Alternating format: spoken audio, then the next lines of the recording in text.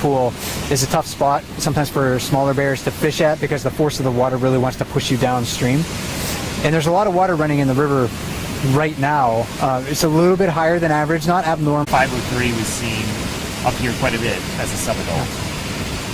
And that's probably good for salmon. Maybe makes it a little bit harder for some bears to catch fish, but the salmon will only become more accessible to bears as the season continues, because this is really the beginning of the salmon run. And they have yet to spawn. They won't spawn really in Brooks River until the end of August for most of these sockeye salmon. And after they spawn and die, there will be carcasses scattered around the river. So bears will be able to just walk through the river, picking up dead and dying salmon with ease and really gaining a lot of body mass at the end of the summer. So 503 taking his salmon to the riverbank as another bear is coming down. Yeah, that's that 503 look-alike. And I don't know if that's a male or a female.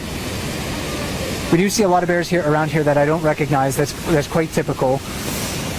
As it turns out, a lot of bears look similar. Who would have thought? And when I'm trying to look at a new bear, there's a couple things that run through my mind. I always try to think about, is it male or female? Does it look like it's an adult, a mature adult, a young adult? Is it a younger bear than that? Is it in that sub-adult or that juvenile category?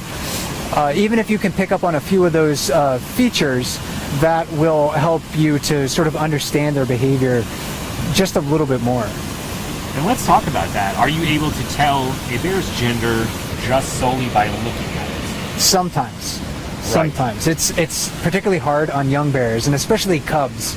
It's almost impossible to see genitalia on cubs. One telltale sign, though, is if you do see them urinate. Yes. By the direction the urine flows, you can tell the bear's gender. Yeah, so a male will pee basically straight down between his hind legs. Females will urinate out behind them.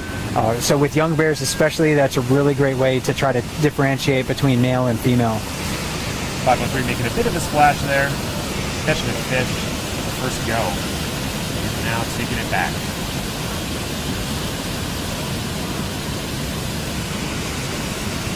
And it doesn't look like he's going to try to eat it in the water. We saw him do that with that fish he caught just a few minutes before this. It seems like he's moving to a shallower spot. He does not seem fazed by that bear above him at all.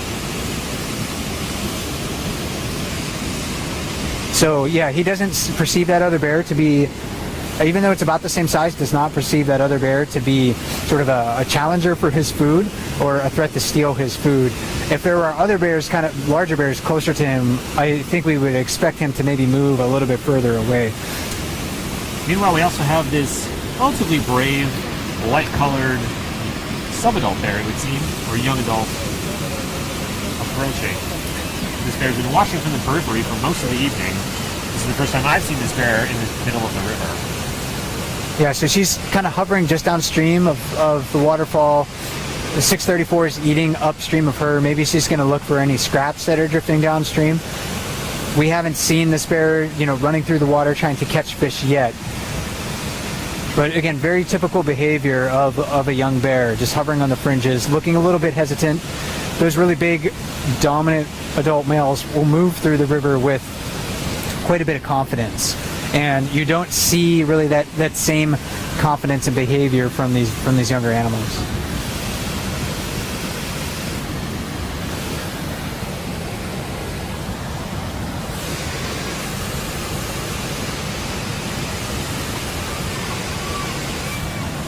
Number 89 on the far side there near the rocks. I haven't seen him catch a fish since he's coming down, since he's come down.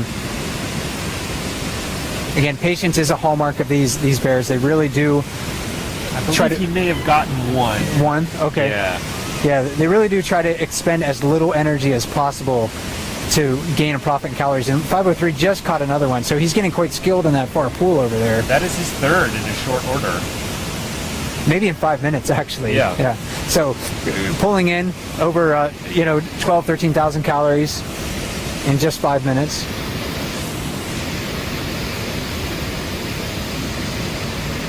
And this young female here moving back to the lip of the waterfall. Late last evening, she did catch a couple of fish on the lip of the falls. So she knows that can be a rewarding spot. She just has to wait for the fish to jump into the right position.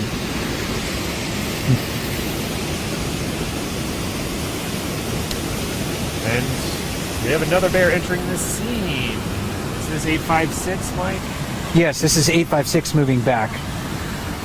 Again, 856, the most dominant bear, thought to be the most dominant bear here on the Brooks River. As he approaches the falls, it'll be interesting to see how other bears respond.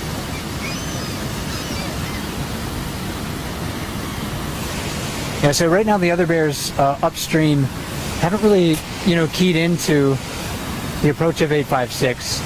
We'll probably see 634, who's standing right next to the waterfall, look behind him. And he's doing that right now. He sees the approach of 856. These bears recognize each other across days, weeks, seasons, and years. They're very smart animals.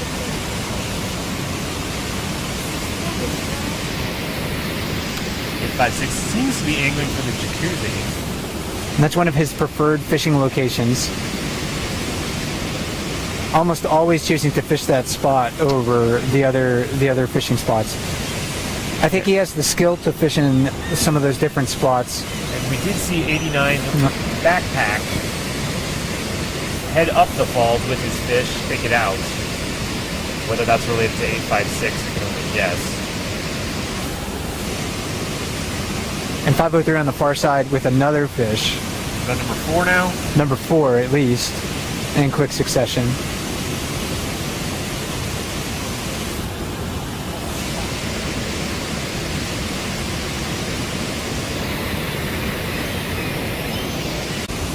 A lot of times we'll get a question where people are wondering, why do the bears face the waterfall?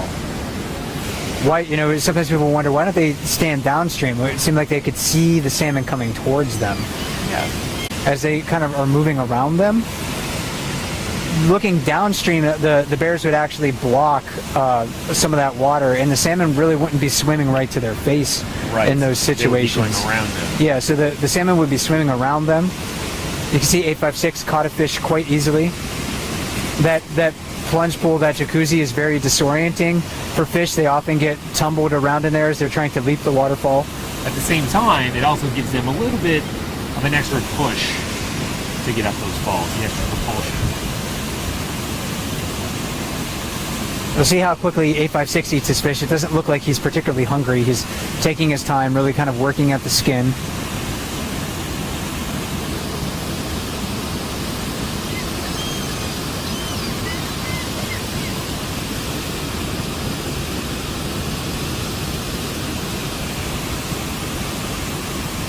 Looks like he's still going after the whole fish there.